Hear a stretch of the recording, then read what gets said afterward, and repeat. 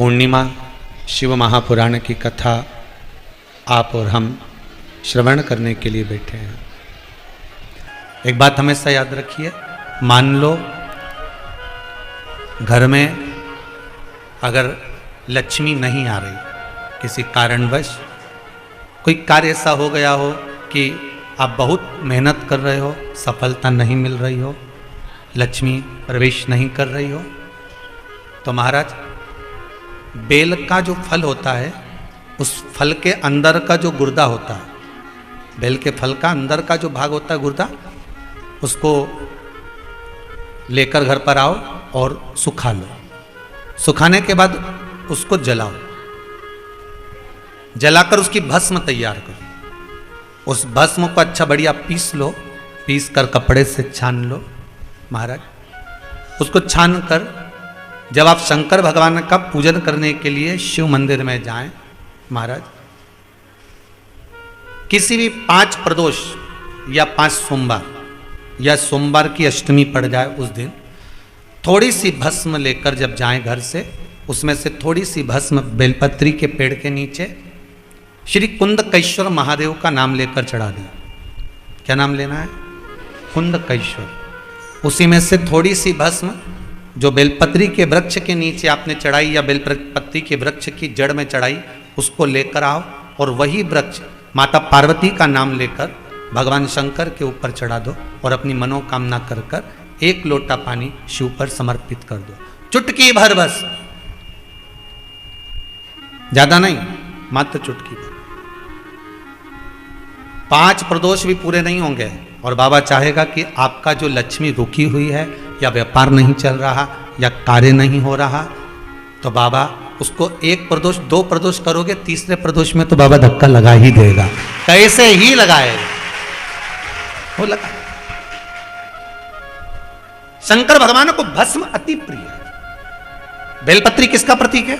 माता पार्वती।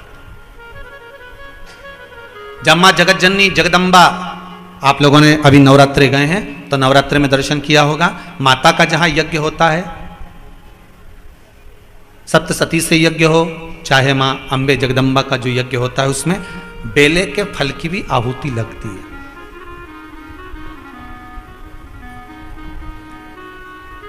उस भस्म की बड़ी प्रबलता है। बेल का जो गुर्दा होता है, उस गुर्दे की जो भस्म तैयार करी जाती है, उसका बड़ा महत्व है, बड़ा महत्व। हम तो यहां तक कहेंगे, देसी गाय का घी हो, कौन सी गाय का? देसी हो, जर्सी नहीं, देसी गाय का घी हो, देसी गाय के दूध से जो घृत का निर्माण हो वो घी हो, और बेले का जो फल का गुर्दा जलाओ, उसकी भस्म अगर आपने बेलपत्री के पेड़ के नीचे ही बनाई हो, मान लो अगर कोई बड़ा बेलपत्री का वृक्ष हो, और पहले देख लेना उसके नीचे बनाते समय कहीं मधुमक्खी तो नहीं लग रही, नहीं तो दादा तुम्हारा क्या बस सरे, तुम तो वहां आग लगा दो ना, मधुमक्खी तुम्हें निपटा दे। पर उसका भी एक महत्व है। बेलपत्री के पेड़ के नीचे बेल के फल का गुर्दा की अगर थोड़ा सा भी सूखा हुआ कहीं बेल का फल का गुर्दा मिल जाए, उसको जलाकर उसकी भस्म तैयार कर, उस भस्म को पीस ले, पीस कर उसको काजल जैसा तैयार करके डब्बी में रख ले महाराज।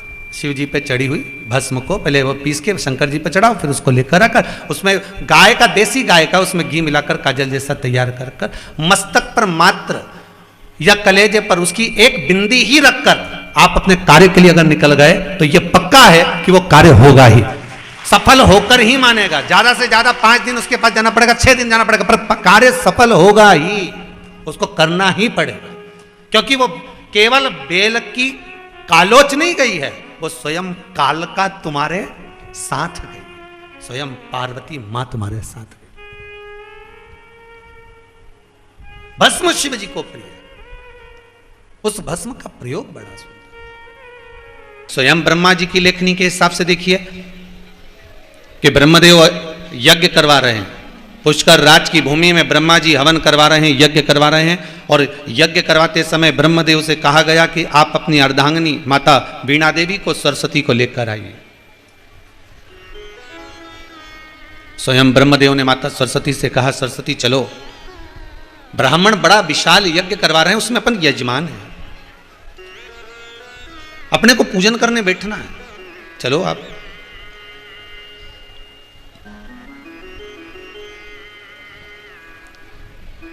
माता सरस्वती ने कहा मैं श्रृंगार करती हूं और आती हूं। श्रृंगार करने में माता सरस्वती लग गई, माता वीणा देवी लग गई।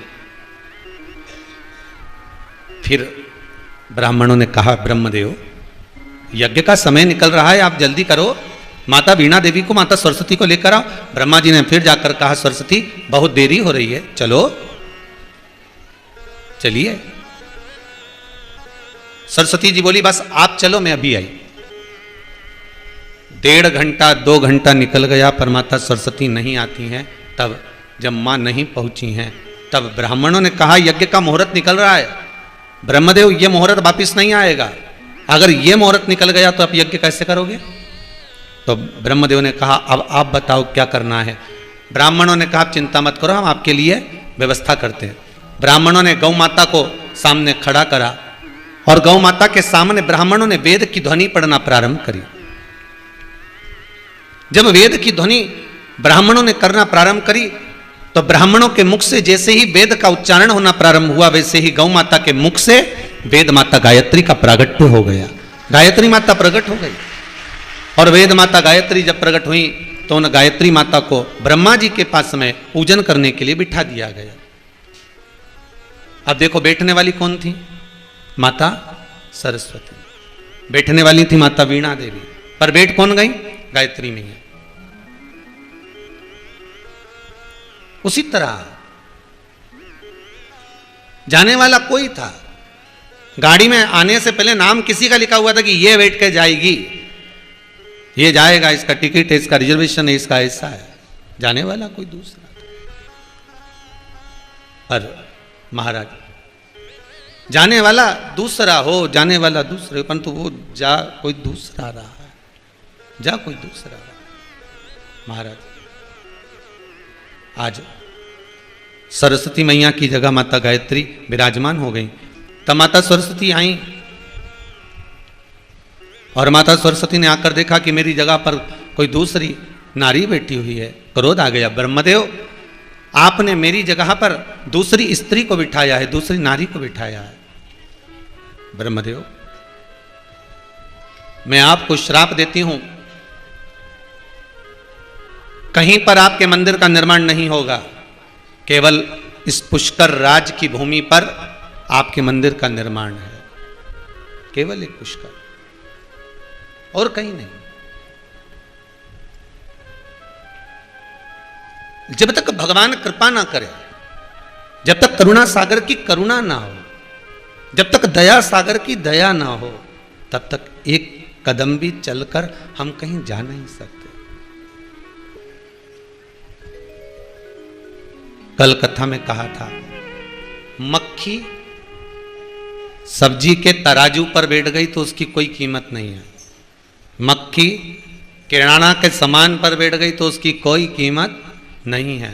पर मक्खी सोना जिस पे तुल रहा हो उसके तराजू पर बैठ जाए तो कीमत 10,000 हो गई। बैठते से पलड़ा झुका और उसकी कीमत 10,000 हो गई। फालतू फालतू के साथ बैठोगा तो कोई कीमत होए तुम्हारी? अरे बोलो तो सही, कोई नहीं। और उल्टा लोग कहते हैं कहाँ फालतू के लोगों में चक्कर में पड़ा हुआ है, क्यों फालतू के लोगों में बैठती फिरे, कौन तुम्हारी कीमत बैठ। पर कहीं आप सत्संग में बैठ गए, कहीं आप भगवान की भक्ति में बैठ गए, कहीं आप भगवान के भजन में बैठ गए, कहीं शंकर के अनुमोदन में बैठ गए, शिव महापुराण का स्मरण करने बैठ गए, भले आप आधा घंटा बैठे, 15 मिनट बैठे, 20 मिनट बैठे, पर कीमत तो बढ़ गई। मुर्दे को लगी हुई राख की क्या कीमत होगी? वो शरीर जिस लकड़ी पर जलाया गया, शरीर जिस कंडों पर जलाया गया, जिस गोबरी पर जलाया गया, उसकी कौन कीमत होगी?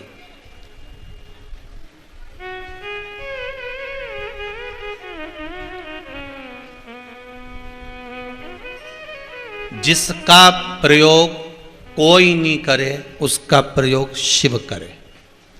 जो किसी के काम का नहीं वो शंकर जी के काम का।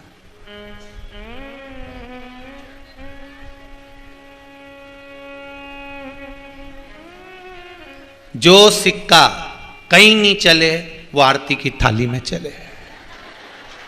सही है? जो कहीं नहीं चले वो आरती की थाली में चले। क्यों?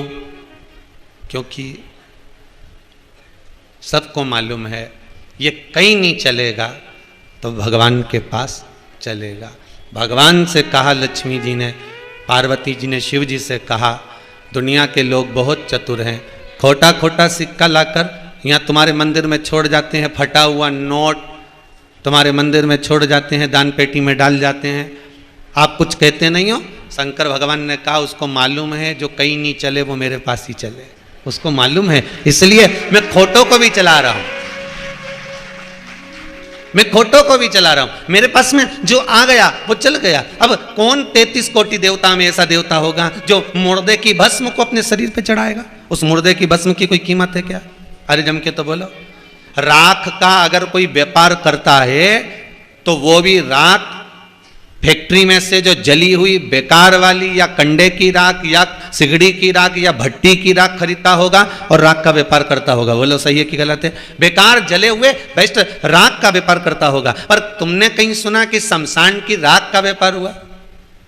क्योंकि वो बिकेगी नहीं, उसकी क्या कीमत।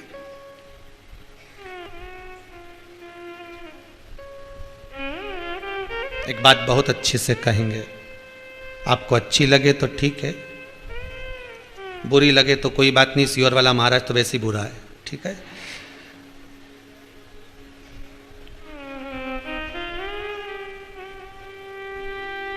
जब पूरा राष्ट्र जब दुख की घड़ी में चल रहा हो, उस समय पर कमाई की मत सोचो, उस समय पर तो लौटाने की सोचो कि कितना धर्म कर सकते हो, पुण्य कर सकते हो, सत्कर्म कर सकते हो। पर कोरोना महामारी के अंतर्गत ये देखने को मिला कि लोग उस दुख की घड़ी का फायदा उठा रहे थे। एक एक पलंग की कीमत राम जी राम, शंकर जी जाने, एक एक इंजेक्शन की कीमत शंकर जी जाने। इंजेक्शन तो इंजेक्शन नकली तक बना दिए थे, आप लोगों ने न्यूज में सुना होगा। दुख की घड़ी में जिस समय पर राष्ट्र, संपूर्ण विश्व बहुत दुखी है, उस समय पर कमाई का नहीं सोचना, उस समय पर तो यह सोचना है कि सेवा कैसे हो सकती है। आप थोड़ा सा ज्यादा कमा लोगे, पर यह तो बताओ कि उस धन को रखोगे कहां?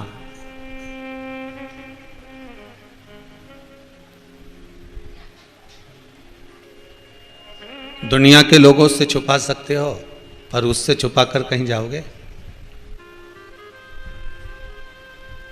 किसी व्यक्ति ने एक प्रश्न किया था कल, गुरुदेव आप कहते हो कि व्यक्ति को नरक भोगना पड़ता है, कर्म का दंड भोगना पड़ता है, नरक में जाना पड़ता है, तो नरक क्या किसी ने देखा है? स्वर्ग किसी ने देखा है? किसी ने नरक और स्वर्ग को देखा है? हम उस बेटे को कहना चाहेंगे, ना तो हमने नरक देखा, ना किसी ने स्वर्ग देखा, ना स्वर्ग देखा ना नरक देखा, पर हमारे वेद और पुराण, हमारे शास्त्र कहते हैं कि नरक होता है और स्वर्ग होता है। भविष्य पुराण के अंतर्गत वर्णन करा गया कि वो नरक और स्वर्ग तो व्यक्ति बाद में जाता है, पर जो तुमने कर्म करा उसका भोग तुम्हारे मरने से पहले परमात्मा इसी भूमंडल पर दिखा देता है। इसी भूमंडल पर तुम्हारे मरने से पहले सुख भी दिखाएगा तो दुख भी दिखाएगा, नरक भी दिखाएगा तो स्वर्ग भी दिखाएगा। जो किसी काम की चीज नहीं, वो शिव जी ने अपने पास में रखा, शंकर भगवान ने अपने करीब में रखा। जो किसी काम, शमशान की भस्म किस काम की थी? शंकर जी ने अपने शरीर पे लगा ली, करोड़ों की कर दी। सांप किसी काम का था क्या? अरे बोलो तो जम के नहीं, किसी के काम का हो तो एक दो सांप पकड़ के तुम्हारे को दे देते हैं गिफ्ट में। या तुम्हारे यहां पर किसी का जन्मदिन हो, तुम्हारी देवरानी का, जेठानी का है, या तुम्हारे किसी परिवार में किसी का मौसी के छोरे का जन्मदिन हो या किसी का हो, और एक सांप का पिटारा बुलवा लो और बढ़िया पैक करके बढ़िया वो कवर ववर चढ़ता ना, उस पर ऐसा रिबिन फूल वाला रिबिन भी चिपकता है, ऐसा रिबन चिपका के और जन्मदिन पे जाके दे दो, हैप्पी बर्थडे टू यू। अब वो पूछे इसमें क्या है, तो क्या खोल के देख ले।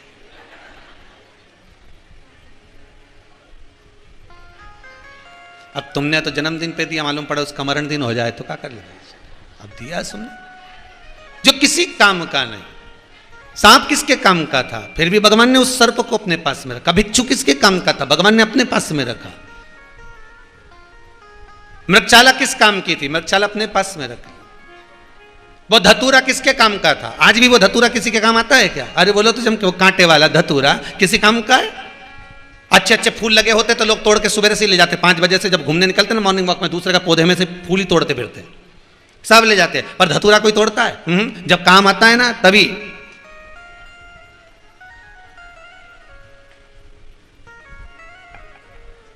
और जैसे सावन की शिवरात्रि पे लोग धतूरा ढूंढते फिर रहे थे, तो धतूरा जब काम आया तब तो जो किसी काम का नहीं, वो धतूरा किसके काम का था? कोई काम का नहीं, तोड़ लिया, रख लिया।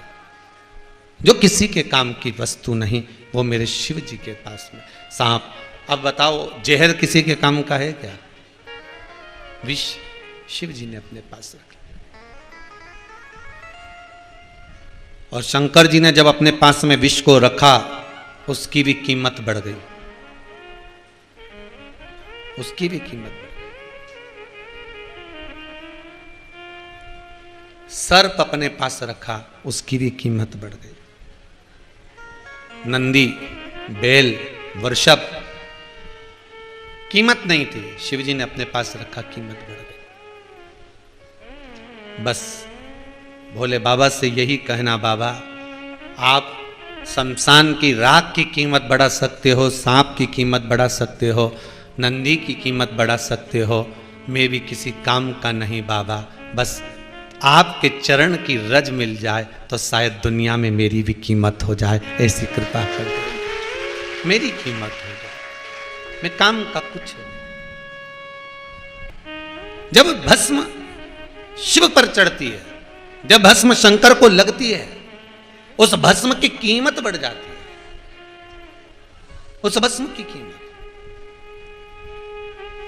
आप शंकर भगवान का अनुमोदन करने में लगे हो, शिव की आराधना करने में लगे हो। चंद्रदेव, जब जिस समय पर चंद्रदेव को शरीर का रोग हो गया था और काया टपकने लगी थी, चंद्रदेव की काया जब टपकने लगी, उस काया का महत्व, जो चंद्रदेव का अहंकार था, इतना अभिमान कि मेरे बराबर कोई सुंदर नहीं, मेरे बराबर सुंदर नहीं। आज भी चंद्रमा को देखना तो उसमें दाग नजर आता है। सुंदरता का जो अभिमान करता है, उसके मुख पर, उसके स्वरूप पर कहीं ना कहीं एक भाव उत्पन्न हो जाता। चंद्रमा को अभिमान था, मैं इतना सुंदर, मैं इतना सुंदर। सुंदरता का इतना बखान चंद्रमा को था कि अपनी गुरु की धर्मपत्नी तक का स्मरण कर लिया उसने। अहंकार में 3 गए धन वैभव और वंश, ना मानो तो देख लो रावण को रव कंस। अहंकार में चले गए। भगवान ने अगर आपको सुंदरता दी है तो दुनिया के लोगों को रिझाने के लिए नहीं दी है। भगवान ने अगर आपको सुंदरता दी है तो दुनिया के लोगों को रिझाने को नहीं दी। अगर भगवान ने आपको शरीर अच्छा दिया है तो दुनिया के लोगों को रिझाने के लिए नहीं दिया है।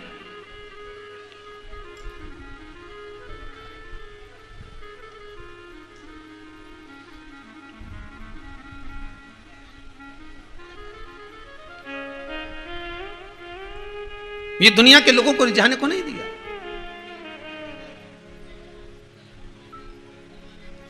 महाराज, अगर भगवान ने कहीं स्वरूप अच्छा बनाया है ना आपका, भगवान ने आपको शरीर अगर अच्छा दिया है ना, तो भगवान कहते हैं ये मैंने तुझे भजन के लिए दिया है, स्मरण के लिए दिया।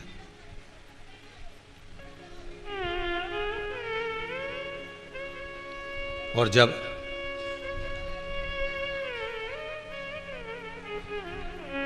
ये शरीर जो भगवान ने दिया, इसको अगर हमने भगवान की भक्ति में लगा दिया तो उम्मीद लगा कर रखना, विश्वास बना कर रखना कि यह काया दूसरी बार भी भगवान प्रदान कर देगा। दूसरी बार भी दे देगा। पर यदि इस काया का ही सदुपयोग नहीं हुआ तो वो काया किस काम की? इस अभिमान को त्याग कर भगवान ने शरीर दिया है, स्वरूप दिया है, वाणी दी है, नयन दिए, श्रवण शक्ति दी, हाथ दिए, पांव दिए, इसका प्रयोग सही हो। चंद्रदेव नहीं कर पाए, देवऋषि नारद ने कह दिया शंकर भगवान के शिवलिंग की स्थापना कर और उसकी पूजन कर।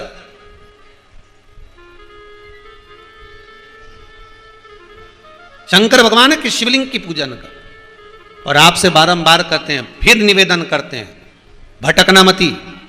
जीवन में अगर दुख आया है, तकलीफ आई है, कष्ट आया है, रोग आया है, बीमारी आई है, तो शंकर के चरण पकड़ लेना, शिव मंदिर में जाना प्रारंभ कर देना, शंकर की आराधना चालू कर देना। शिव मंदिर जाने पर, आराधना करने पर भी अगर दुख नहीं कट रहा तो भगवान को जिम्मेदारी मत देना। भगवान से मत कहना कि तू मेरा दुख नहीं काट रहा, हमारे कर्म हैं।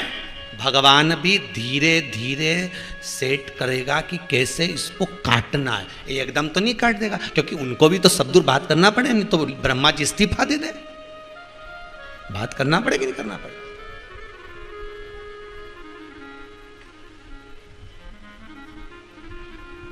थोड़ा अगर तुमने कोई फाइल दी है तो कोई फाइल दी है तो उसमें जो काम है तो उसको करने के लिए थोड़ा जितना जितना ऑफिस में काम करे तो उनको सेट तो करना पड़ेगा कि साहब ये फाइल आई है। अब वो कहे नहीं साहब मैं तो काम निपटाऊंगा जब इसमें से 5,000 मेरे होंगे, फिर दूसरा के मुझे 3,000 चाहिए, न तीसरा के मेरे को 4,000 चाहिए, न वो पांचवा के मुझे 50,000 चाहिए, तो फाइल ऐसी थोड़ी नहीं पड़ जाएगी। भगवान तुम्हारा दुख बड़ा भारी है, तुमने जो कर्म करा है, बेकार कर्म करा वो तुम्हें मालूम नहीं है, पर कर्म करा आज का नहीं तो पुराना होगा, पर कर्म का भोग तो भोगना पड़ेगा। जैसे पिता के जाने के बाद में पुत्र को बैंक का लोन चुकाना, अरे जम के तो बोलो, पड़ता है। लोन तो चुकाना पड़ेगा, बोले चुकाना पड़ेगा कि नहीं चुकाना। अब तुम तो सोचो कि गए तो लोन भी गया, तो बैंक वाले छोड़ेंगे, मकान ही ले जाएंगे, दुकान ही ले जाएंगे, कौन छोड़ने वाला है। पिता के जाने के बाद पुत्र को लोन चुकाना पड़ता है, उसी तरह भले पिता चले गया पर लोन तो चुकाना पड़ेगा। उसी तरह यह शास्त्र कहता है कि हमने पूर्व में जो कर्म कर आए हैं तो मनुष्य की देह में आने के बाद चुकाना पड़ेगा। और मानव की देह को भी छोड़कर चले गए, फिर 84 लाख योनियां काटी और काटने के बाद फिर मनुष्य की देह मिली, फिर चुकाना पड़ेगा, पर चुकाना तो पड़ेगा। कई लोग कहते हैं हम बड़े दुखी हो गए गुरुजी, हम तो मर जाएं तो अच्छा है। हम तो कहते हैं मरो, फैशन अच्छा चल रहा है, मरो। क्या करोगे मर के? ट्रेन में रिजर्वेशन फुल हो, जगह भी खाली नहीं हो, लोकल टिकट ले भी लिया हो, बर्थ खाली नहीं हो, कचरे जैसा डब्बा भरा हो, तो क्या बाथरूम में बैठ के जाओगे? अरे बोलो तो सही, कहां जाओगे?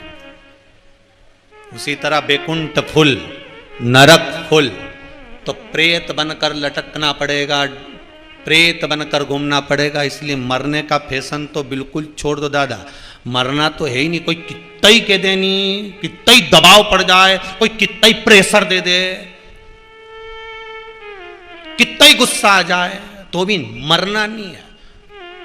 बाहर जाके समोसे खा लो, भले कचौड़ी खा लो, पर मरना नहीं अपने। अपन क्यों मरे? और कोई कितना ही दुख देनी, कितना ही।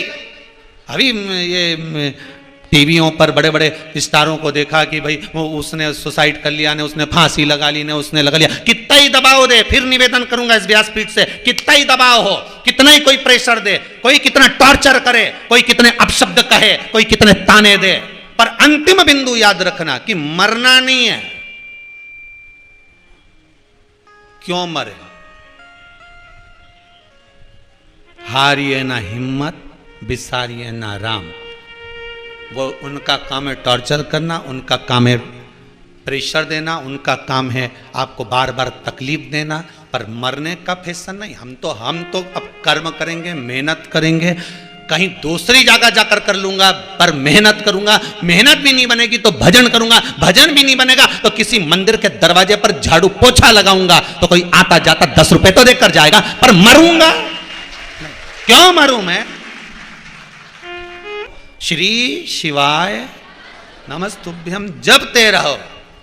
और अगर एक भस्म को, शमशान की राख की कीमत शंकर भगवान बढ़ा सकते हैं, तो आप अगर शंकर का भजन कर रहे हो तो विश्वास मानकर, इस कथा पर विश्वास रखकर विचार करना कि तुम्हारी कीमत भी मेरा भोलेनाथ बढ़ा कर ही रहेगा। वो घटा नहीं सकता, बड़ा है, बड़ा है। शंकर का भजन करने वाले की कीमत शंकर ही बढ़ा सकता, कौन बढ़ाएगा? कभी तुमने सुना भगवान विष्णु की बारात ऐसी निकली थी? बोलो जम के, सुना? कभी तुमने सुना राम जी की बारात ऐसी निकली थी? कभी तुमने सुना कि भगवान कृष्ण की बारात ऐसी निकली थी? कभी ब्रह्मा जी की बारात ऐसी निकली थी? इंद्र की बारात ऐसी निकली थी? सारे पुराण और शास्त्र उठाकर देख लेना, बारात की चर्चा आती है तो एक ही की आती है, किसकी? आज भी पूरी दुनिया में शिवरात्रि पर उसी की बारात निकलती है। कभी तुमने नारायण जी की बारात निकलती देखी? कभी तुमने राम जी कृष्ण जी की बारात निकलते देखी? पर बारात निकले तो केवल एक की निकले, शंकर जी की। और क्या धूमधाम से निकले, ने अघोरी ने वघोरी और सब, कोई इधर झूमे कहीं उधर झूमे, और क्या नगाड़ा ने, डीजे ने, बैंड ने, बाजा ने, धुमधुमी, क्या बस्ती बस्ती बारात निकले। आज तक उसकी बारात की चर्चा। अब बताओ, जब ना तो उसके पास में हीरा, ना उसके पास में सोना, ना उसके पास चांदी, ना उसके पास अंबारी, ना उसके पास में कोई सोने का महल, ना उसके पास बैकुंठ, ना उसके पास में नगर, वो तो शमशान में रहे, वो तो कैलाश पे रहे, पर उसकी बारात की आज भी तारीफ हो। उसी तरह ध्यान रखना आप भी। कई लोग कहते हैं मेरी बेटी की शादी है, कई लोग कहते हैं मेरे बच्चों का विवाह है, मेरे पास में धन नहीं है, बहुत गरीब हूं, पैसा नहीं है। चिंता मत करना, एक बार देवाधिदेव महादेव से जाकर कह देना उसकी बारात बिना पैसे की निकल गई, आज तक चल रही है। जिसको चिंता अपनी बेटी के विवाह की, जिसको चिंता, जिसको बेटे के विवाह की चिंता, वो शंकर जी पे छोड़ दो और भगवान पर छोड़कर फिर देखना कि शादी कैसी होती है। पैसा घर में 15 दिन पहले भी नहीं होगा, पर बेटी की शादी जब होगी तो पूरे मोहल्ला और पूरी समाज और पूरे घर के जितने कुटुंब वाले हैं सब दांत तले उंगली दबाते रह जाएंगे। दबा के रखा होगा डोकरी ने, अब निकल रहा है। पहले तो रोती फिरती थी, 1 रुपया नहीं, रुपया नहीं, रुपया नहीं। अब कहां से आए? इतना जोरदार फंक्शन कर रही है, इतनी जोरदार शादी कर रही है, उसके पास में कुछ भी नहीं है, पर बाबा बैठा है। वो बैठा है मेरा शंभू, मेरा त्रिकालदर्शी, बड़ा भारी बैठा है।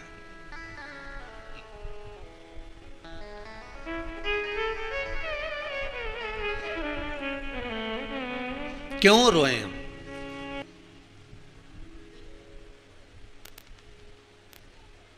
उसके भरोसे पर, ये भरोसे के पत्र हैं, लोग पढ़ो।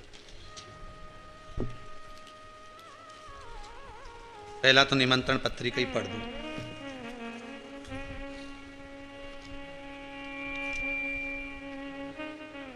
इंदौर से हैं आशा जी, कहाँ है? खड़ी होंगे। बहुत बहुत साधुवाद, आपको बधाई हो। इंदौर से आई हैं आप।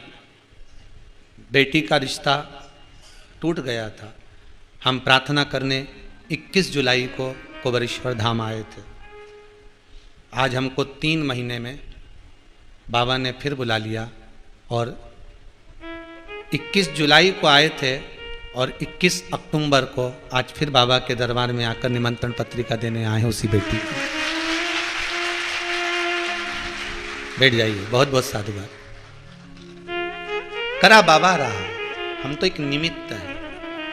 ये जितने पत्र हैं, मैं किसका पत्र पढ़ूं? बहुत सारे हैं महाराज। इन पत्रों को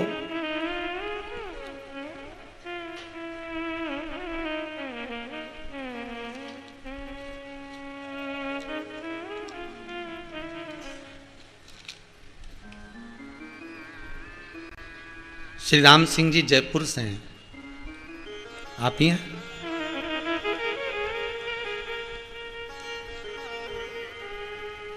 माइक दीजिए।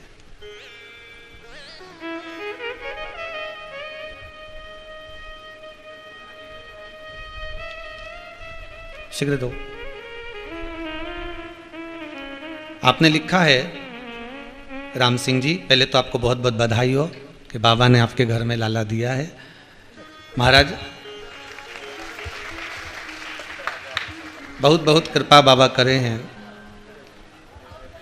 क्या कृपा बाबा ने करी है राम सिंह जी? हाँ चालू है, बोलिए।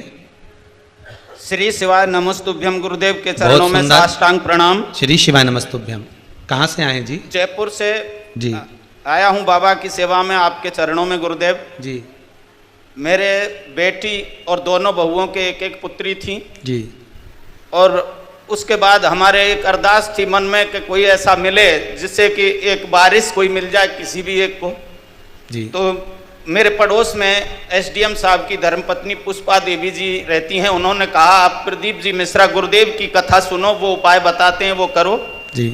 सुन करके उसके बाद मैंने तभी से ही प्रदोष व्रत प्रारंभ किया जी। और गुरु के चरणों और बाबा की कृपा से मेरे बड़े पुत्र को पुत्र पैदा हुआ, जिस खुशी के आंसू मेरी आंखों में नहीं रोक पा रहा हूँ। बैठिए, बहुत बहुत साधुवाद, बैठिए। बहुत बहुत धन्यवाद कि आपने अपने बेटे का नाम जो पोता हुआ उसका नाम भी शिवाय रखा है। जय हो, जय हो, जय हो। विराजिए, बहुत बहुत साधुवाद। गुरुदेव के चरणों में साष्टांग प्रणाम। नमः शिवाय, नमः शिवाय, श्री शिवाय।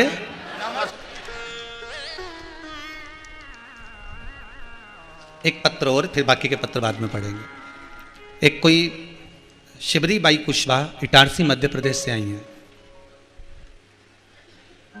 नमः शिवाय। आपने लिखा है दीदी, इटारसी मध्य प्रदेश से आई हूं। कुछ समय पहले मेरे पुत्र के लीवर में बहुत तकलीफ हो गई थी। डॉक्टरों ने भी हाथ खड़े कर दिए थे कि आपके बेटे को घर ले जाइए। फिर मैंने आपकी कथा सुनी, तब आपने पशुपतिनाथ का व्रत उपाय बताया था, तो मैंने सारे उपाय करे थे। अब मेरे बेटे की, आपकी और महाकाल की बाबा की कृपा से काफ़ी तबीयत ठीक है। अब डॉक्टर भी कह रहे हैं कि उसको आराम लग चुका है। बाबा की कृपा है। बहन कहाँ से आई हैं आप? इटारसी से आए, 12 बंगला से। माइक पास में रखिए। इटारसी 12 बंगला।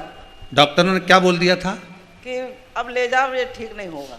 नहीं होगा। हाँ। अब अभी अवस्था ठीक है उसकी बच्चे की? बहुत अच्छा है, पहले से आराम है। हाँ। बस तो बाबा ने उसको हाथ पकड़ लिया ना, अब आप चिंता मत करो, बाबा उसको ठीक कर देगा। हर हर श्री शिवाय नमस्ते। श्री शिवाय नमस्तुभ्यम। बहन बैठिए, बैठिए।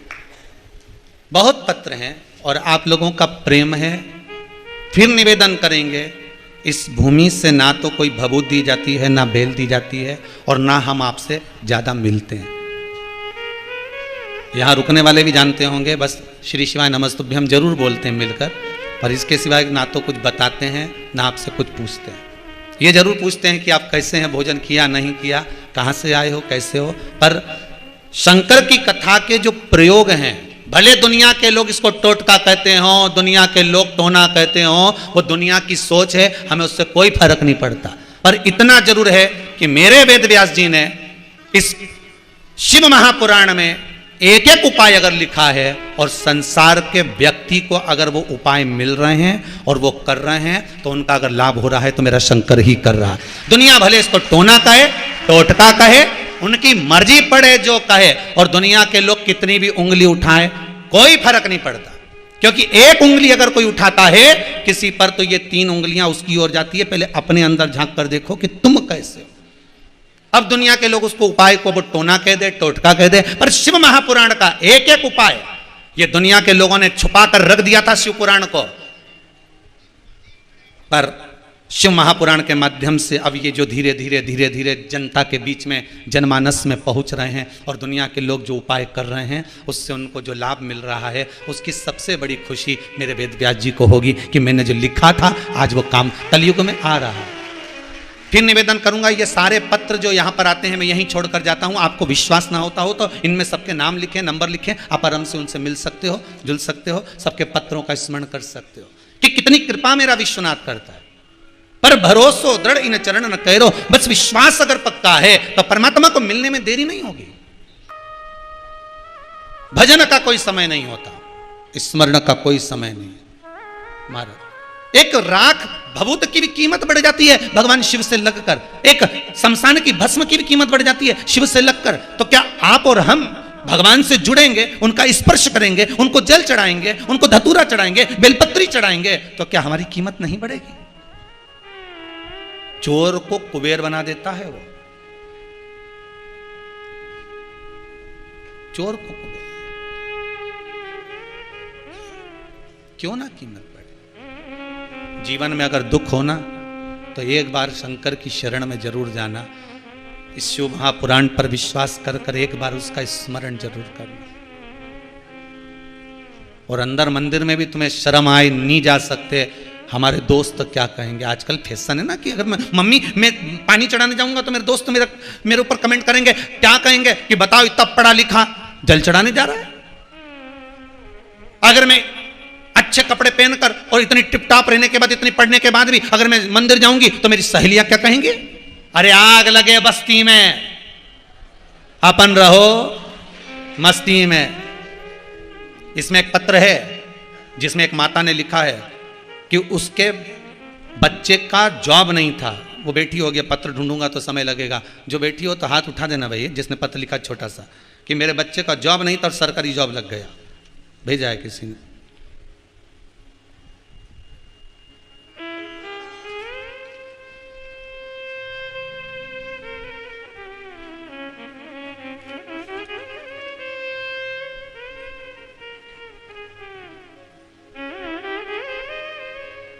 एक ये भी हैं, मैं प्रदीप जी पंड्या, ग्राम नागूखेड़ी, जिला देवास से आई हूँ। प्रदीप जी पंड्या आप ही हैं? माइक दीजिए जरा इनको।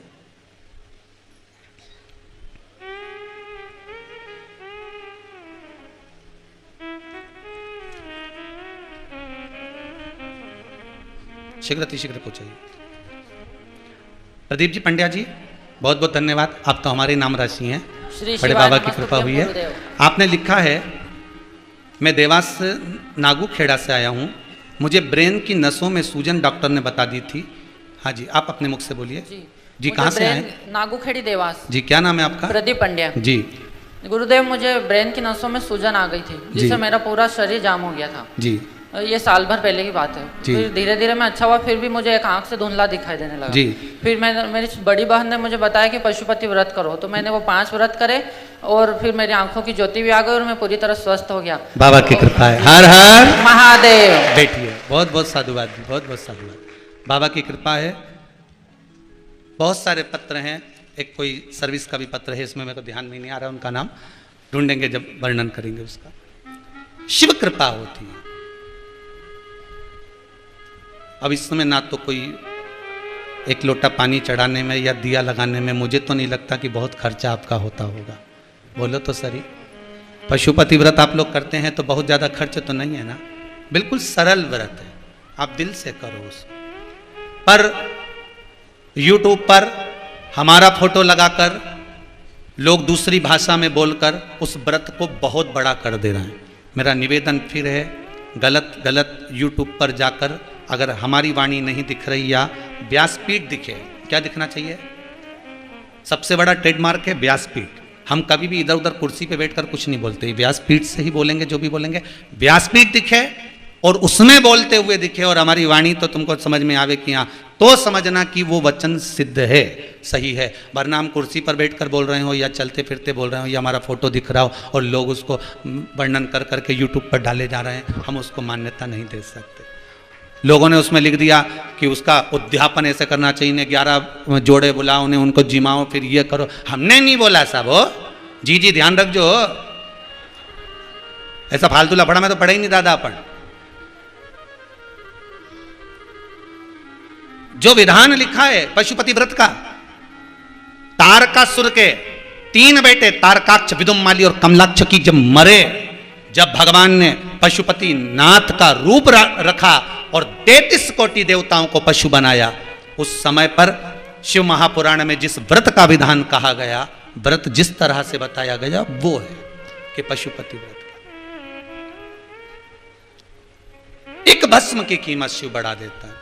हम सांसारिक जीव हैं, शिव के उपासक हैं, वो भी कीमत बढ़ा। महाराज आगे वर्णन आया, चंद्रदेव ने विचार करा कि ये काया मेरी कैसे सिद्ध हो।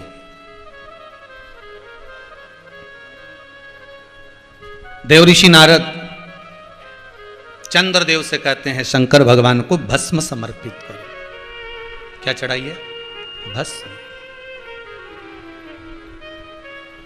भस्म समर्पित। उस भस्म का जो प्ररूप है, उस भस्म का जो स्वरूप है, वो सुख देने वाला। महाराज भस्म, शिव महापुराण की कथा में वर्णन किया था कि कितने तरह की भस्म होती है और कहां कहां चढ़ाई जाती है, उस भस्म का क्रम क्या है। आप लोग अगर पहले नहीं सुने हैं तो उसको निकाल कर सुनना यूट्यूब पर कि भस्म का कर्म क्या, भस्म का स्वरूप क्या। भगवान ने शिव की भस्म का भी स्वरूप स्वयं देवर्षि नारद के कहने पर चंद्रदेव अपनी काया को श्रेष्ठ करने के लिए भस्म शंकर को समर्पित कर भगवान शिव को भस्म चढ़ा रहे और होना शिव की भक्ति का।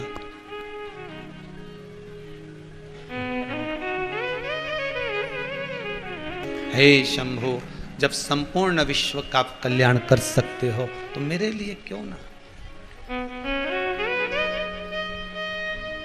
मेरे लिए क्यों ना।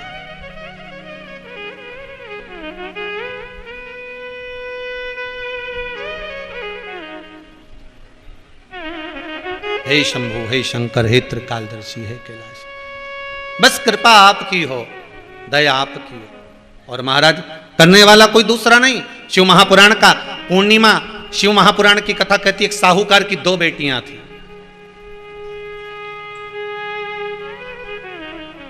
दोनों पूर्णिमा का व्रत करती थी, और उसमें से एक बेटी पूर्णिमा का संपूर्ण व्रत करती थी और दूसरी बेटी आधा व्रत करती थी। एक बेटी पूर्ण व्रत कर रही है और एक आधा व्रत कर रही है। एक निवेदन, भगवान की पूजन करो, अर्चना करो, भजन करो, कीर्तन करो, स्मरण करो, छोटा करो पर पूर्ण करो, जितना बन सके बस उतना। अगर आपसे कहीं पुराण नहीं करे, कहीं शास्त्र नहीं करा कि आप इतना ही भगवान को देना पड़ेगा, आपको इतना ही प्रदान करना पड़ेगा। यहां तो शास्त्र में तुलसीदास जी वर्णन करते हैं, आधी में पुनि आध। अगर एक चावल का दाना भी आप भगवान को दे रहे हो तो वो पूर्ण देना। पूर्ण का मतलब है पूरा, आखा, टूटा हुआ नहीं। बेलपत्री अगर आप 50 नहीं चढ़ा सकते, 100 नहीं चढ़ा सकते, 21 नहीं चढ़ा सकते, 11 नहीं चढ़ा सकते, एक बेलपत्र चढ़ाओ, पर वो आखी होना चाहिए।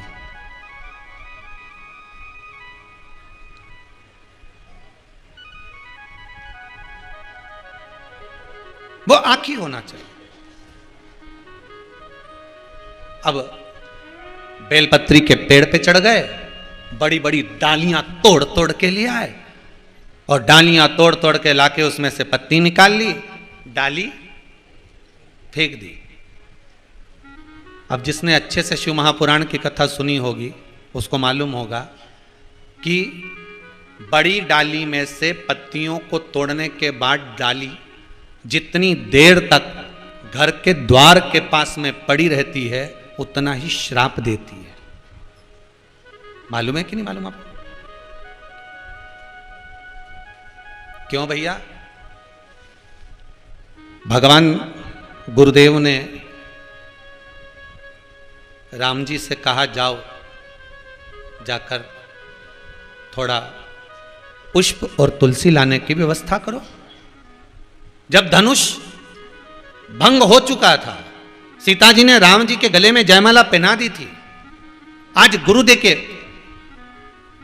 विश्वामित्र बाबा के सम्मुख में राम, सीता, लखन बाबा तीनों बैठे हुए हैं। तो राम जी ने कहा, आज राघव जी आप पुष्प वाटिका में नहीं जाओगे, आज जानकी को भेजो उनकी पुष्प वाटिका में, क्योंकि बगीचा इन्हीं का है, इनको भेजा जाए, लेकर आए जे।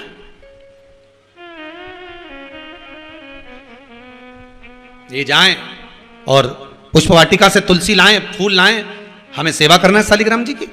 माता जानकी जब पुष्प वाटिका में पहुंची तुलसी और पुष्प लेने के लिए, मां जानकी जब पुष्प को उतार रही थी, माता का हवा में पल्लू उड़ गया और उड़ा, जब पल्लू उड़ा तो तुलसी जी के क्यारे पर गया। तुलसी जी के क्यारे के पत्ते कुछ नीचे गिर गए, जैसे ही आगे बढ़ी पल्लू से पत्ते नीचे गिर गए। जानकी मैया फूल और तुलसा लेकर आई, राघव जी के हाथ में दिया, राघव जी ने गुरुदेव के हाथ में दिया। गुरु जी जैसे ही शालिग्राम जी को चढ़ाने लगे तो तुलसी के पत्ते रोने लगे।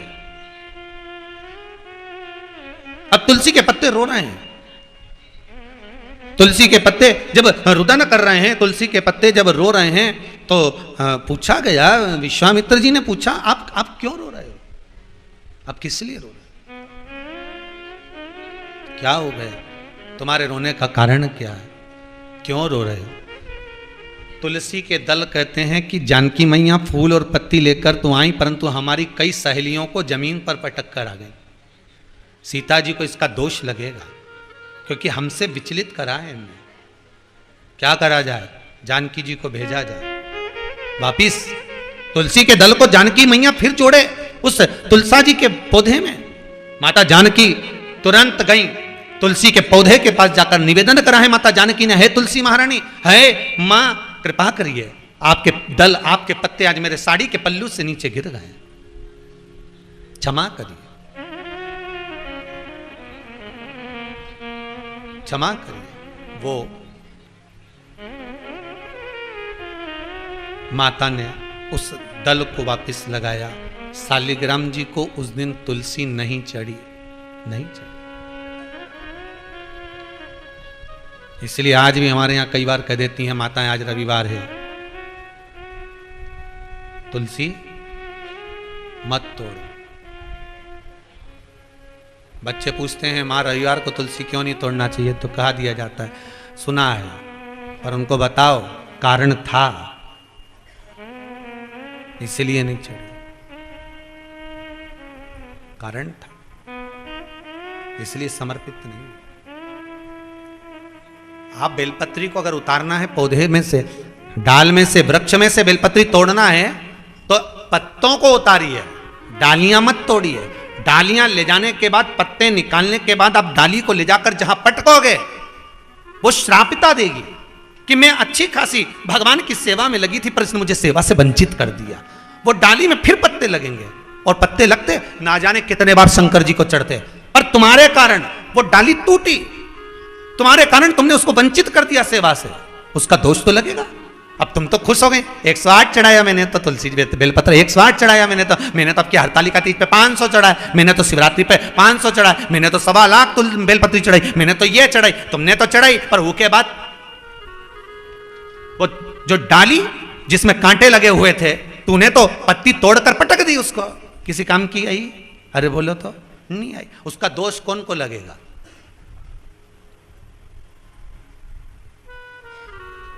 दोष किसको लगेगा?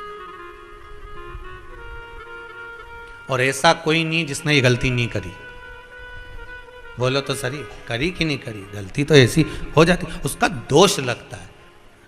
जितना समय तक वो पड़ी रहती है, 3 घंटे पड़ी रही या 4 घंटे तक वो डाली पड़ी रही, तो 4 दिन घर में क्लेश रहेगा, मानसिक टेंशन रहेगा। घर में तुमने अभी पूजन करी और पूजन करने के बाद इतनी टेंशन कहां से आ गई, इतना क्लेश। कई माताएं कहती हैं हमने पूजन करी गुरुजी, इसके बाद भी हमारे यहाँ तो बहुत टेंशन हो गई, इतना परेशानी, इतनी चिंता, यूं। कई लोग कहे हमने वो व्रत करा, ऐसा हो गया, हमने वो पाठ करा, तो कारण क्या है? उसका कारण केवल एक है, या तो तू गई होगी फूल तोड़ने, तो फूल उतारते उतारते डाली तोड़ कर आ गई होगी, या तूने बेलपत्री तोड़ी होगी तो बेलपत्री की डाली तोड़वा के लाई होगी, डाली तोड़वा के लाई, पत्ती तो हेड़ ली, डाली पटक दी साइड में, उसका दोष कौन देखेगा? वो दोष है।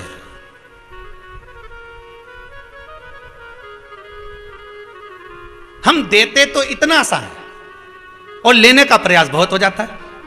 जब जब गणेश मंदिर जाए, जब तक जगदम्बा के मंदिर जाए, बिजासन पे जाए, देवास वाली तुलजा भवानी पे जाए, सलकनपुर जाए, जब जब माता के मंदिर जाए तो लेके तो इतनी सी चुनड़ी गई नारियल में लपेट के, और वहां जब दी तो अरमान ये लेके बैठी है कि पंडित जी के पास इतना सा लड्डू आ रही है तो 2-4 मेरे को दे देंगे, देना प्रसाद, देना जरा प्रसाद। और पंडित जी ने जब इतना सा प्रसाद दिया ना, बताओ, इतना लड्डू पड़ा था गणेश जी के मंदिर में, इतना लड्डू चढ़ा था गणेश जी के मंदिर में, इतनी सारी माता जी के पास में चुनड़ियां रखी हैं, तो माता जी की चुनड़ी मुझे उठा के दे देता, पिना देता, पर उन्हें नहीं दी, थोड़ी दी। आशा तो तुम्हारे पास में बहुत सारी है, और दिया कितना तुमने?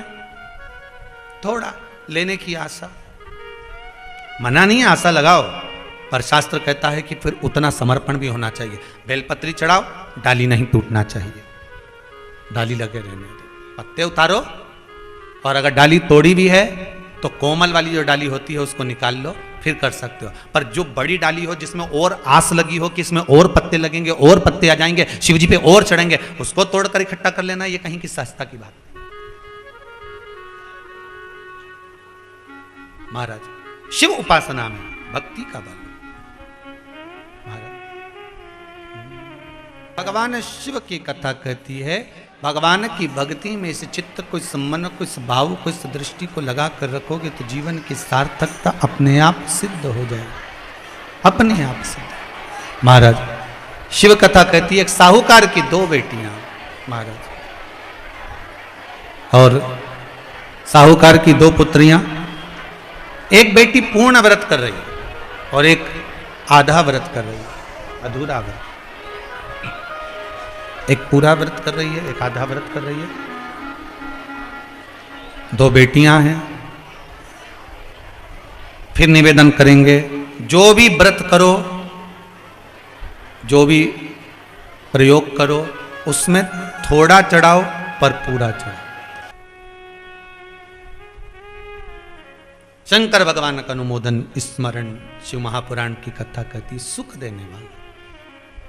कभी कभी भगवान का अगर स्नान कराने जा रहे हो शिव मंदिर में, या अपने घर पर भी आप शंकर जी का स्मरण कर रहे हो, प्रयास करा करो कभी कभी बाजार में से चंदन अगर मिल जाए लाल तो अच्छी बात है, नहीं मिले तो बेलपत्री की जो तुम डंडी और फेंक देते हो पत्ती तोड़कर, उसी डंडी को सुखा लीजिए और उसको पत्थर पे घिसकर उसका चंदन बनाकर पानी में मिलाकर शंकर जी को चढ़ा दीजिए।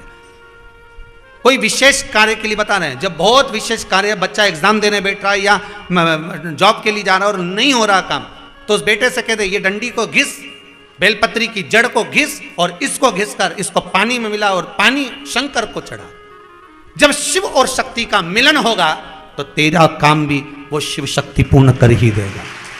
शिव और शक्ति का मिलन, जैसे आपको पहले कहा था कार्तिक महत्तम की कथा में पहले वर्णन करा था कि सबसे अच्छा चंदन कौन सा वर्णन करा था? हरि चंदन।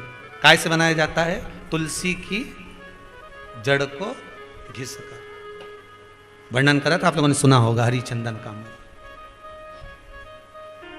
थोड़ा चढ़ाओ शिव जी को पर श्रेष्ठता में चढ़ाओ, थोड़ा चढ़े श्रेष्ठता में चढ़े। विशेष अगर कोई कार्य रुक रहा है तो बेलपत्री की उस डंडी को घिसकर उसमें जल कलश में मिलाकर चढ़ाना चालू कर दो। 15 तारीख का एग्जाम है, तुम 10 तारीख से चढ़ाना चालू कर दो। 20 तारीख का एग्जाम है, 15 तारीख से चढ़ाना चालू कर दो। चढ़ाओ तो सही, इसमें कुछ घट रहा है?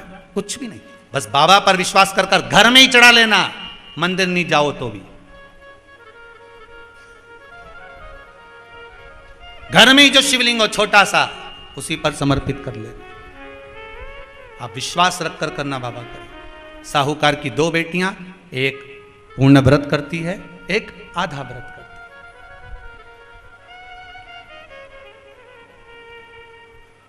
अब एक बेटी के घर में तो संतान पूर्ण हो गई, एक के यहां जब भी संतान होती थी तो आधी होती थी। गर्भ 4 महीना, 6 महीना, 5 महीने का गिर जाता था, गर्भ समाप्त हो जाता।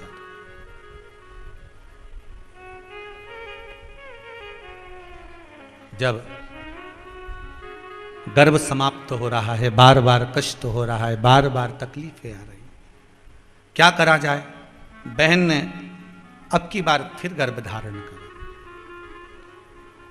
इसको नहीं मालूम कि यह गलती क्या कर रही है, ऐसा हमको भी भान नहीं हो पाता। अपनी त्रुटि को, अपनी गलती को, अपने गलत स्वभाव को, अपने गलत व्यवहार को, अपनी गलत सोच को, अपने गलत विचार को हम नहीं जान पाते। क्यों? क्योंकि हमारी दृष्टि में हम दूसरे की गलत सोच, गलत विचार, गलत दृष्टि देख रहे होते। हम गलत सोच, गलत विचार दूसरे के देख रहे हैं, पर अपने अवगुण नहीं देखे।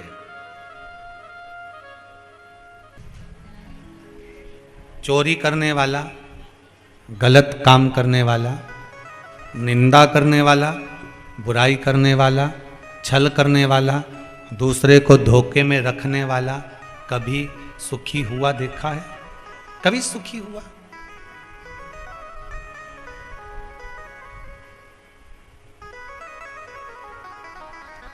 अगर आपने दूसरे को छल में, धोखे में रखा है तो आप भी धोखे में ही जी रहे हो। आप भी धोखे में जी।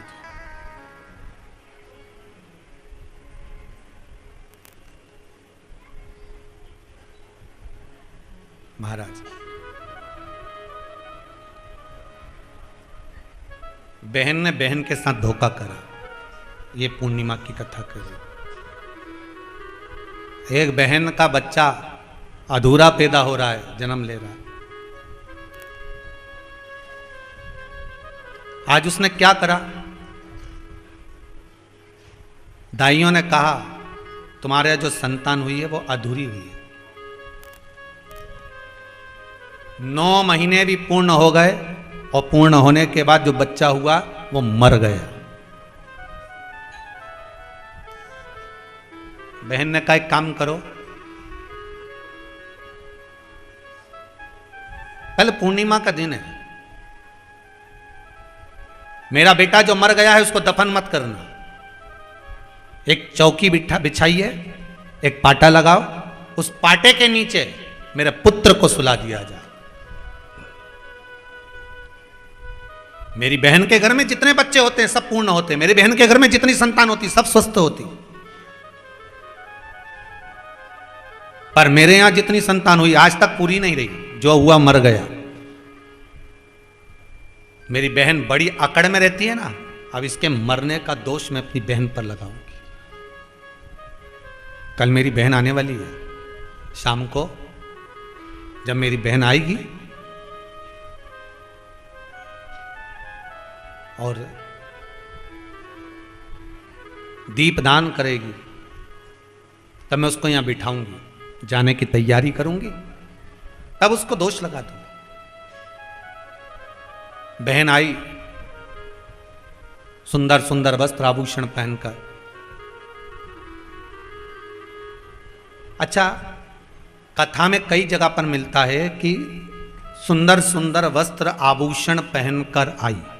इसका मतलब ये नहीं है कि तुम सोना चांदी पहन के कथा में जाओ। बहुत ध्यान देना महाराज।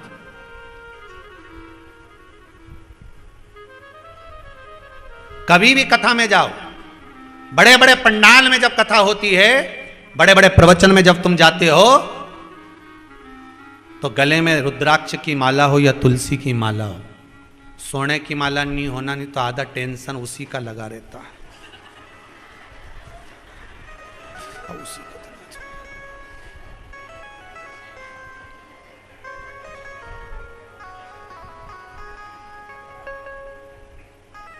यहां भी लिखा है सुंदर वस्त्र आभूषण पहनकर बहन पूर्णिमा का दीपदान करने जा रही। बहुत ध्यान दीजिएगा, सुंदर वस्त्र आभूषण पहनकर।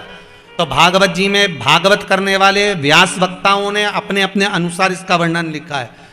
मतलब जितना श्रृंगार कर रही है वो ये ऊपर का श्रृंगार का वर्णन नहीं है। सुंदर वस्त्र आभूषण पहनकर बहन पूर्णिमा का दीपदान करने गई। इसका मतलब ये नहीं लिखा कि तुम सोने का हार पहन के जाओ, ने पाटली पहन के जाओ, ने सुंदर बोर और सब लग। यहां शास्त्र कह रहा है ये तुम्हें श्रृंगार करना ये अलग है, पर एक श्रृंगार इस आत्मा का भी है। एक ब्यूटी पार्लर रोड पर जिसमें लड़कियों का श्रृंगार होता है जिससे उसका पति रीत जाता है, और एक ब्यूटी पार्लर शिव महापुराण की कथा जिससे आत्मा का श्रृंगार होता है, परमात्मा रीत जाता है। पार्लर तो ये भी है। उस पार्लर में बाहर का श्रृंगार होगा, पति रीझेगा। इस पार्लर में आत्मा का श्रृंगार होगा, मेरा शिव रीझेगा।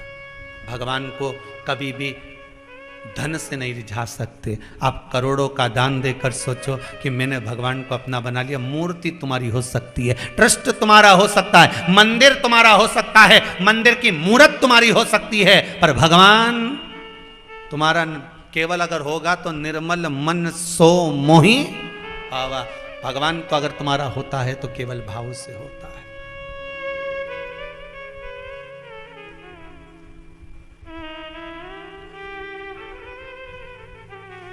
केवल निर्मल भाव। अगर मन है तुम्हारा भगवान को रिझाने का तो भगवान तुम्हारा हो जाएगा। भोले का भोला, शिव महापुराण कहती है जितने भोले रहोगे भगवान तुम्हारा उतना ध्यान रखेगा। जो बहुत समझदार बेटा होता है ना, माँ उसका बिल्कुल ध्यान नहीं रखती, ये तो खा लेगा टाइम पे, रह लेगा टाइम पर जिसमें विवेक ही नहीं हो, बुद्धि नहीं हो, तो माँ उसका हाथ पकड़ पकड़ के चले। बोलो सही है कि गलत है? हाथ पकड़ के चले। छोरे ने खाए कि नहीं खाए, ले बेटा रोटी खा ले बेटा पानी पी ले। नहीं खाऊं तो अकेले गुट्टा बना दिया, फिंगर बना दिया, पुंगा बना दिया, ले खा, ले बेटा खा। जो बच्चे में विवेक नहीं, अकल नहीं, उसका ध्यान मां रख रही है। उसी तरह जो संसार के प्रपंच में नहीं पड़ा, ना काम में, ना लोभ में, ना आसक्ति में, ना वासना में, ना तृष्णा में, ये दुनिया के झूठे प्रपंच में नहीं पड़ा, उसका ध्यान भोलेनाथ रखता है। ले बेटा, हाँ ले बेटा, रख, ले बेटा, ये धर। मां उसका ध्यान रखे, शंभू उसका ध्यान रखे।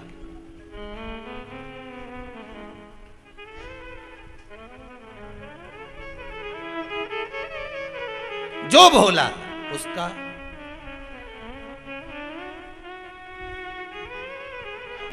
अब शिव उपासना में बहन जैसे ही आई, उसको बिठा दिया, ले बैठ जीजी। मैं अब भी आई तैयार होकर, और जीजी जैसी पाटे पे बैठी, चौकी पर बैठी, बैठते से उसका जो लहंगा था, उस लहंगे का भाग उस बच्चे को छुआ गया जो कल का मरा था। लहंगे का भाग उस बच्चे पे छुआ गया, छुआया, और वो बच्चा रोना चालू कर दिया, जीवित हो गया, रो रहा है। पूर्णिमा की कथा कहती है, बच्चे ने रुदन करना प्रारंभ करा तो बहन दौड़ कर आई। बच्चे के रोने की आवाज कहां से? बहन खड़ी हो गई, इस पाटे के नीचे बच्चा कहां से आ गया? बहन ने उस बच्चे को तो बाद में उठाया, पहले अपनी बहन के चरण पकड़ लिए। जी मेरे जो संतान होती थी वो मर जाती थी, अब की बार भी मुझे मरा हुआ बच्चा हुआ, मैंने सोचा ये इल्जाम तेरे माथे मर दूंगी कि तू मेरे बच्चे पर बैठ गई और बच्चा मर गया। पर बहन समझ में नहीं आया कि मुझे मरे हुए बच्चे होते या जन्म ले लेते तो मर जाते। कारण क्या था? बहन ने कहा कुछ कारण नहीं था, तू जो भी व्रत करती थी वो आधा अधूरा करती थी, तुझे ज्ञान नहीं था। फिर ये बच्चा जीवित कैसे हो गया? समझ नहीं आया। सदगुरु के पास पहुंचे, उस बच्चे को लेकर संत के पास। गुरुवर, जो बच्चा कल का मर चुका था वो आज जीवित कैसे है?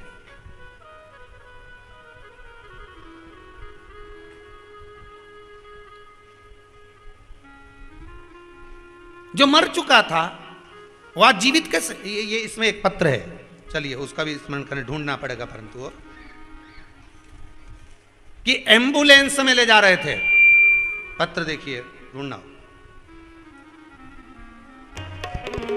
देखो पर्चा ढूंढ रहे हैं, इसको टाइम लग रहा है। महाराज, पर्चे में लिखा हुआ था कि जिसकी अंतिम श्वासें चल रही हो, ऐसा लग रहा है कि चले ही गया। अंदर जो एम्बुलेंस में बैठे थे उन्होंने कह दिया तो निपट गया। फिर भी कहीं गुजरात का ही पर्चा है वो, फिर भी बाबा ने कृपा कर उसको घर तक ले जाते भी, हॉस्पिटल तक ले जाते भी वापिस प्राण दे दिए। इससे बढ़कर सुकून और क्या हो सकता है? आपका पुण्य, आपका दान, आपका किया गया सत्कर्म, आपका किया गया भजन, दान, पुण्य, सत्संग, भजन, आप जो सत्कर्म कर रहे हो, भजन कर रहे हो, दान कर रहे हो, पुण्य कर रहे हो, भगवान की कथा सुन रहे हो, ये कहीं ना कहीं तुम्हारे काम जरूर आएगी। ये पक्का है और बिल्कुल लिख कर रख लेना, ये तुम्हारे सम्मुख में कहीं पर भी काम आ जाएगी, आएगी।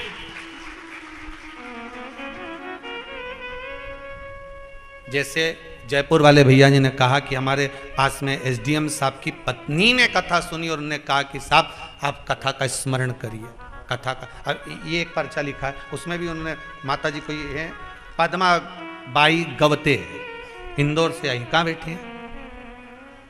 पद्मा बाई गवते, इंदौर से। दिख रही कहीं? कहाँ है?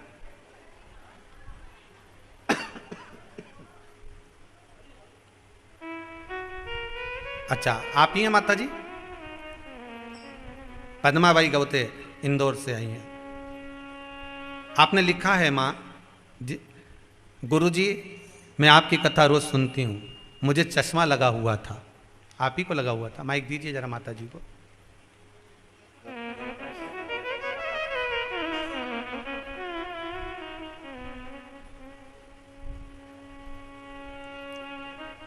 श्री शिवाय नमस्तुभ्यम। श्री शिवाय नमः शिवाय। क्या नाम है माता जी आपका? पद्माबाई गवते। हाँ। इंदौर से आई हैं आप? हाँ। आपने इसमें लिखा है पहले चश्मा लगाती, हाँ, अभी वो सावन के महीने में कथा सुनी ना, हाँ जब से पूजा भी करने जाती हूँ मंदिर में। जी पास में मंदिर है राम श्याम का, भोले बाबा है। जी। जल चढ़ाती और थोड़ा सा जल है ना आँखों में लगाती है। बहुत दुखता था, चश्मा भी था, पर ऑपरेशन करने वाली थी, पर अब वो भोले बाबा ने। अब ऑपरेशन तो नहीं हो रहा ना, बाबा ने कृपा कर दी, चश्मा हट गया। हाँ बस बाबा की कृपा। बैठिए बैठिए बैठिए, साधु बात।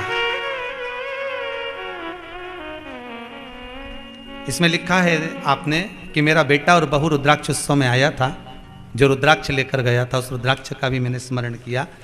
बाबा ने कृपा करी है। ये तो रुद्राक्ष उत्सव में जो रुद्राक्ष बटे थे वो रुद्राक्ष नहीं थे, हम तो कहते हैं हमारा शंकर घर घर में पहुंच गया था सबको बचाने के लिए, मेरा शिव घर घर गया था। ये तो बाबा की कृपा थी। महाराज,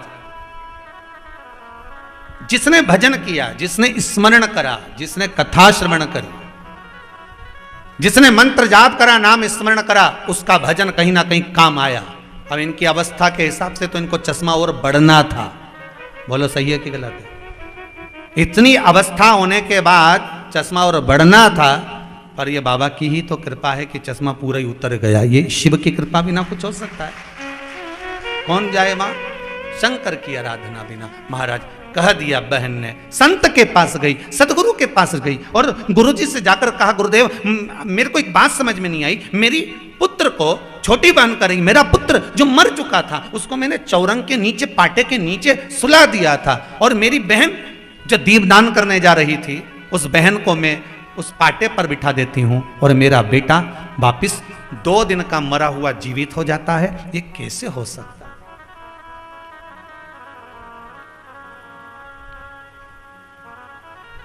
भगवान कृष्णेश्वर की कथा आप लोगों ने सुनी है ना, 12 ज्योतिर्लिंग में घूष्मा की कथा। सुधर्म नाम के ब्राह्मण की 2 धर्म पत्नियां थी, सुदेहा और घूष्मा। सुदेहा के यहां संतान नहीं होती थी, घूष्मा के यहां संतान हुई। तो सुधर्म नाम के ब्राह्मण ने कहा, तुमको अगर एक पुत्र हो गया है तो तुम्हें और पुत्र हो जाएंगे, एक काम करो, तुम्हारा पुत्र सुदेहा को दे दो। उन्होंने सुदेहा को दे दिया।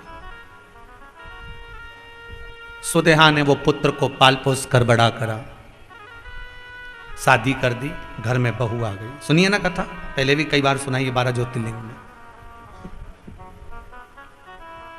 घर में बहू आ गई। अब बहू को मालूम पड़ा कि मेरी सही सास तो घूष्मा है, ये तो मेरी सौतेली सास है सुदेहा। इसने सुदेहा को पूछना बंद कर दिया। सुदेहा को एक दिन गुस्सा आ गया कि मेरी बहू मुझे नहीं पूछ रही। जब बेटा ही नहीं रहेगा तो बहू कहां से रहेगी? बेटा पलंग पर सोया था, बहू मायके गई थी, इसने बेटे के टुकड़े टुकड़े कर दिए तलवार से, कपड़े में बांध लिए, तालाब में फेंकिए।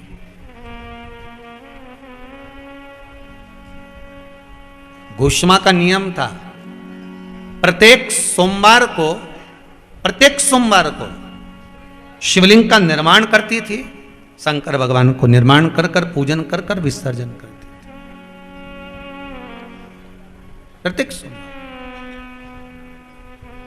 अब आज जब ये पहुंची तालाब पर, घूष्मा ने भगवान शिव से निवेदन करा, बेटे को देखे हुए 1 हफ्ता हो गया, ना जाने रोज सुदेहा से पूछती हूं बेटा कहां गया मेरा, तो कहती है बाहर गांव गया है, पर 1 हफ्ते से दिखा नहीं। बाबा मेरा बेटे का दर्शन नहीं होगा क्या मुझको? शिवलिंग तालाब में छोड़ा, जैसे ही पानी में गया, घूष्मा का बेटा तैरते हुए बाहर निकल कर आ गया। 1 हफ्ते पहले का मरा हुआ निकल कर बाहर आ गया। अकाल मृत्यु वो मरे जो काम करे, चंडाल का काल उसका क्या बिगाड़े, जो भक्त हो महा काल का। शंकर की आराधना करने वाला काल के मुख से भी बाहर आ जाता, काल के मुख से।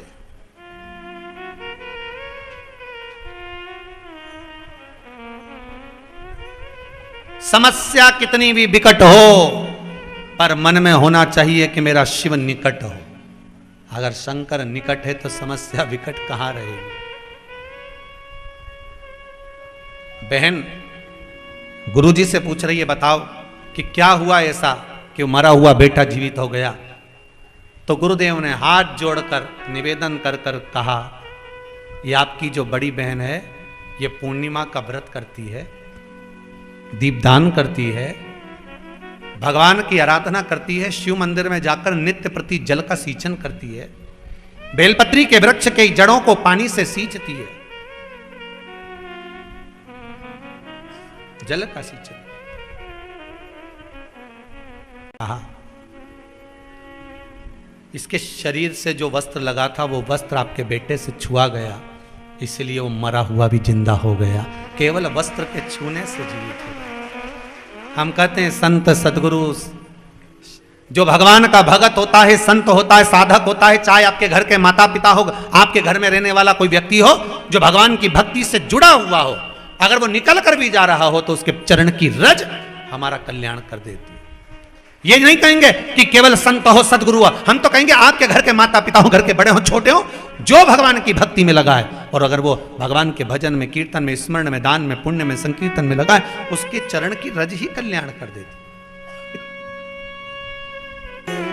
कोई भगवान की आराधना करने वाला, उपासना करने वाला, भजन करने वाला, कई लोग कहते हैं महाराज जी ये आप कहते हो कि कुबेरेश्वर धाम का कंकर संकर है, तो यहाँ का कंकर संकर कैसे हो गया? तो हम इंदौर घूमने जाएं तो वहां का कंकर संकर नहीं है, हम कहीं घूमने जाएं तो वहां का कंकर संकर नहीं है। हमने कहा सब जगह का कंकर संकर है, पर जो कुबेरेश्वर धाम में आता है वो भगवान शंकर का भजन करने आता है। जो कुबेरेश्वर धाम में आता है वो शिव नाम लेने के लिए आता है, शंकर का स्मरण करने आता है। ना जाने कितने कितने भजन करने वाले शंकर के उपासक यहाँ पहुंचते हैं, उनके चरण की रज यहाँ गिरती होगी, इसलिए शायद आपका काम हो जाता होगा, कल्याण हो जाता होगा। उनके चरण की रज गिर रही है, इसलिए उद्धार है।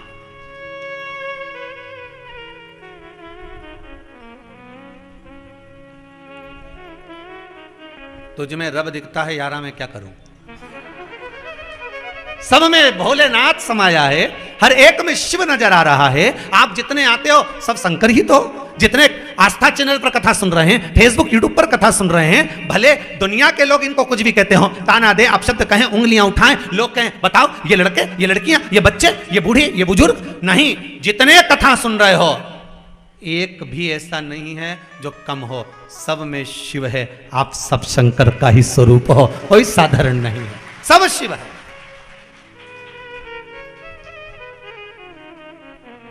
अब वो तो शिव का एक रूप है।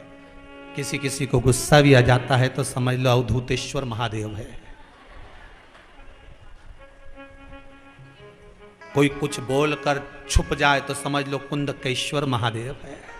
ये तो शिव का, जरा जरा सी बात में जो तुरंत दौड़े मारने के लिए समझ जाना महाकाल दादा है। जो एकदम ठंडा मौन, समझ लेना काशी का विश्वनाथ है। एकदम मौन साज, जो दिन भर बड़ करे, समझ लेना ओमकारेश्वर है। नर्मदा की तरह बहता ही चला जा रहा, चुप।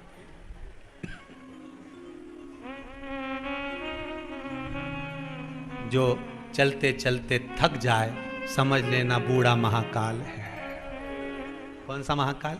बूढ़ा महाकाल, सहज स्वभाव शिव। केवल वस्त्र लगा और जाग गया बच्चा। भजन करने वाला, कीर्तन करने वाला, मंत्र जाप करने वाला, उसके वस्त्र का भी स्पर्श हो रहा है तो वो भी सुख देने वाला है महाराज। ऐसी पूर्णिमा की शिव महापुराण की कथा कर रही है। भाव भक्ति से भगवान श्री गणेश जी महाराज का प्रागट्य है और गणेश जी महाराज की मंगलमय दर्शन कर रहे हैं अपन सब। जोरदार ताली बजाकर गणेश जी का स्मरण करते हुए भाव भक्ति से। जो लोग आस्था चैनल टीवी पर नहीं देख सकते वो फेसबुक यूट्यूब पर कथा सुने, अधिक से अधिक श्रवण कर अपने जीवन को धन्य बनाए। आज की कथा को यहाँ विराम की ओर लेते हैं। श्री गणेश जी महाराज पधार रहे हैं, जोरदार ताली बजाकर स्वागत करें। बोल गणेश जी महाराज की जय। साथ में कार्तिकेय जी भी हैं, बोल कार्तिकेय महाराज की। हर हर महादेव।